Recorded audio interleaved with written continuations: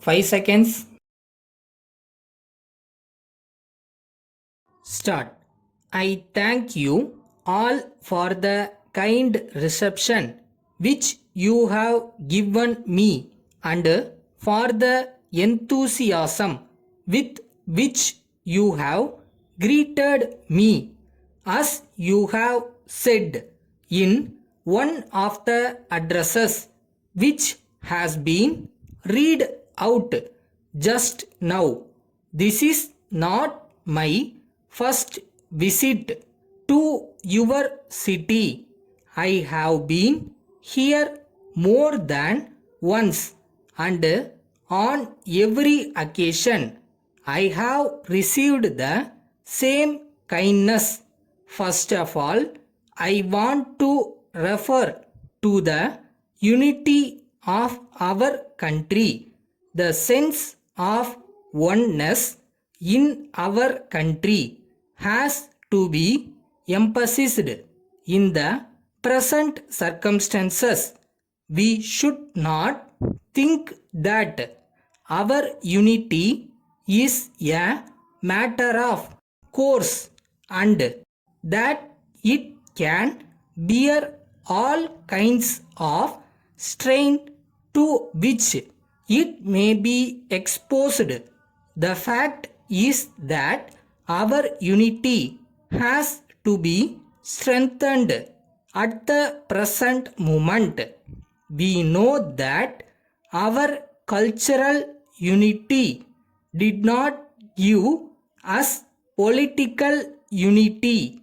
As a result, we succumbed to foreign invasions many times.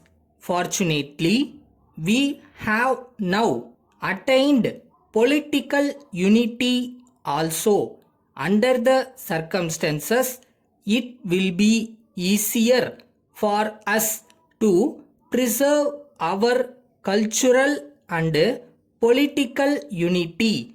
We should not think that this political unity does not require careful attention from day to day. India is the second biggest nation in the world. There is no other country which has got such a large population and is governed by one constitution and ruled by one set of ministers. I do not think there has been another instance of an election in which so many people got the right to vote. The next general election will be coming during the next few months. At present, numbers count more than anything else. As a matter of fact, India can play a great part in the world today. So, there should be no occasion for undesirable rivalries. Fortunately, you have had no such trouble here. I hope it will never happen in future as well, and I am quite sure you will think of the country as a whole. Then we are at present engaged in working out the next 5-year plan. The previous plan has been more successful than we thought it would be in the beginning. It can happen only if all the people cooperate in its working.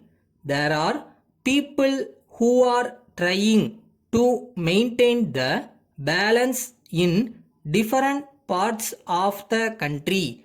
I am sure that they will not neglect the interest of any region.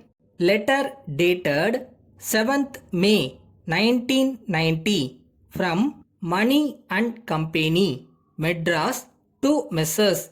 Hari and Company, Bombay. dear sirs, we learn that so far you have no representative in Tamil Nadu. We therefore offer our services to act as your sole agent for this state. Our firm is 40 years old. We deal in cycles and parts of all the imported foreign makes.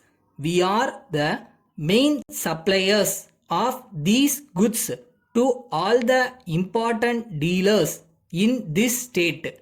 We are sure that we will be able to introduce your goods to most of the important firms in Tamil Nadu.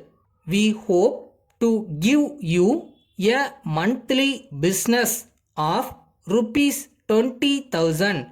So far as our terms are concerned, we would like to have 20% commission and refund of advertisement charges if you agree to appoint us as your agent.